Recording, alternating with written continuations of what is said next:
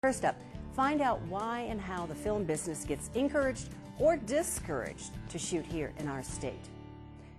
Close Encounters of the Third Kind, Cheyenne Autumn, Star Trek the Motion Picture, Dances with Wolves.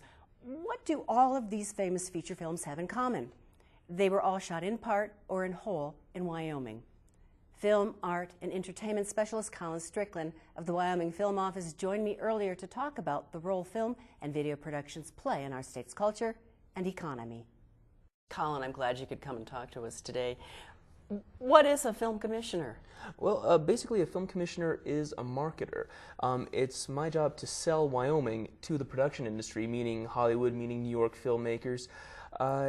Basically, it started as the liaison between a location, the city, the town, the state, what have you, and the filmmaker. So, if someone wants to come in and shoot their feature and, someone else is, less than hospitable, less than, well, I don't want parking on outside my store, we try and step in and, be that communicator. And a big part, too, is really fostering the production industry in state. It's trying to help out the local filmmakers. So do you actively pursue filmmakers to come and use Wyoming as their background? Absolutely, absolutely. We go to a lot of trade shows. We have our contacts that we'll periodically check up with producers we've worked with before. Say, hey, have you got anything for us? I hope to see you again. Come on back out. But God, it's such a relationship business. It's all about knowing the people that you want to come in and approaching them. Mm-hmm. Have there been some big productions here lately? Well, lately in relative terms, Wyoming is not a big feature state. We do a lot of our bread and butter work, automotive commercials, and a lot of backdrops, a lot of B-roll type stuff. But shoot, back in 2006, most recently, we had Flicka. They were filming up in Sheridan area. They nailed the time of year there too, as Green Hills and all that. Before that, we had Starship Troopers, we had bits of Rocky IV back in the day, and shoot, it goes all the way back. There's an old film history in Wyoming. Shane was shot here, that famous comeback Shane scene right in front of the Grand Teton. Amazing. Well, then I imagine during the heyday of the Western, Wyoming could have been a real filming hotspot. Oh, absolutely, absolutely. I mean, we have spectacular scenery here, really and truly, and when Hollywood was young, so many years ago, we had quite a few, I mean, I've seen the list, quite a few features that just utilized Wyoming to its fullest. But that's when location was really leading the way. That's when the look was the important thing. And the industry's moved away from that in recent years. How so?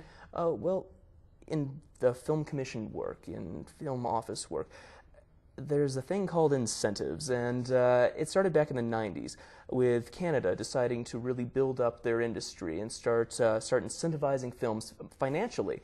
Basically, come to Canada, we'll give you a tax break if you decide to film here. If you hire this many of our crew members, we'll give you this much more back.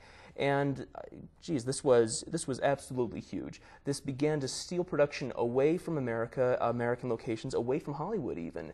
And since then, America's had to fight back, as it were. There are every state now, almost every state, has its own incentive program, and Wyoming is no exception. What are some of the incentives? We have a 12 to 15% cash rebate. Most of the incentives are a tax break sort of thing, but in Wyoming, it's straight up, if you spend a minimum of $200,000 here, we'll give you 12 to 15% of that in-state spend back at the end of your production. Does this bring in a lot of work? It does bring in some. It's been going for about 3 years now, and it's not just for bringing in the work. It's also, like I said at the beginning, supporting the in-state. We've had 11 productions apply for it so far, and we've had a couple of large documentaries, is what it is. When my boss founded this thing, Michelle Howard, the film commissioner, founded this thing. A few years ago, it was set at $500,000 was the minimum to qualify for the expenditure, and not a lot of folks were taking advantage of it. And that's again because Wyoming is not typically a big production state. We're large documentary, we can be large commercial, but those aren't quite hitting the $500,000 mark. So when we set it back down to $200,000, they just came pouring in. So do we have some homegrown filmmakers right here in Wyoming? Absolutely. Jackson is really the hot spot. We have a lot of extreme sports filmmakers, a lot of documentarians up around the parks. I think our most recent incentive application was actually for a cougar documentary, mountain lions, and you know, they worked on it for a couple of years and got some fabulous photography, and now we're happy to pay back that investment in Wyoming that they gave. You have an annual short film contest? Oh yeah, it was a bit of a marketing idea for us. But basically, for those filmmakers that can't hit 200,000, we want to help them too. So it's a short film contest that launches every January. It's got to be under 15 minutes long, and it's got to have some tie to Wyoming, whether you shot it here, whether the storyline takes place here, what have you. And there's a $25,000 first place prize, which I'm given to understand is pretty significant for film contests. The catch being that you need to spend the $25,000 on your next in Wyoming production. You brought a sample clip. Would you describe what we're about to see? Oh, sure. This is a short compilation of clips from some of our recent short film contests. Are a lot of the winners and a lot of the top place finishers. Let's take a look at that. Sure.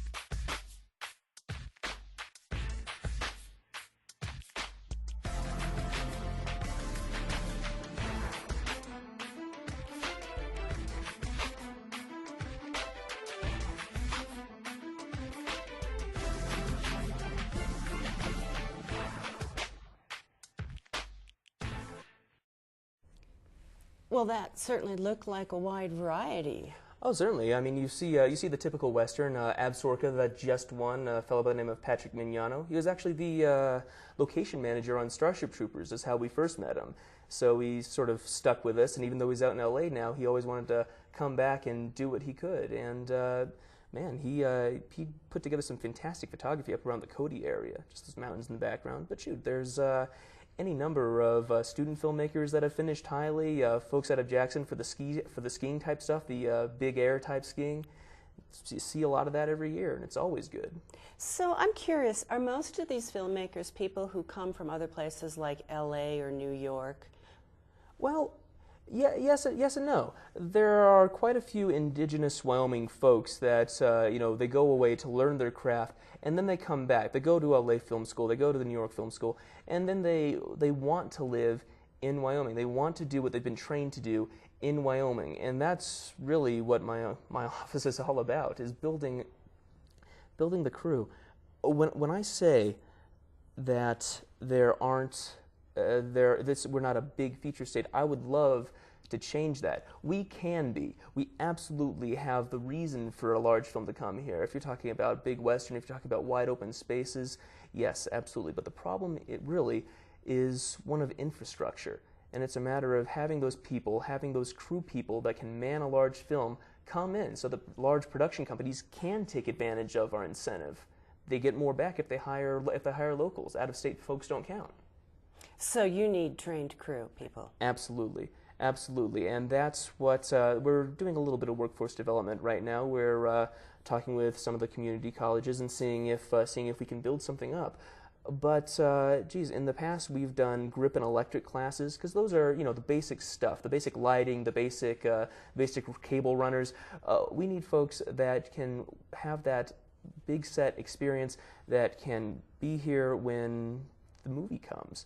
The incentives sunset next year, is that true? And what will happen when that happens? We've seen a lot of success since we lowered the minimum from 500 to 200,000, and you know, I can't picture a lot of legislators looking at that and saying, well, I know this isn't worth continuing. The majority of those projects were Wyoming-based production companies. They were, from Jackson. They were from, at least partially, they were from this state.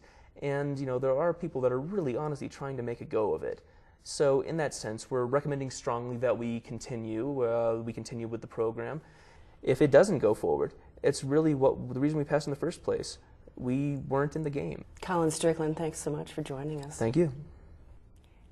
If you'd like to know more about film projects in Wyoming, go to www.film.wyoming for the Wyoming Film Office's website.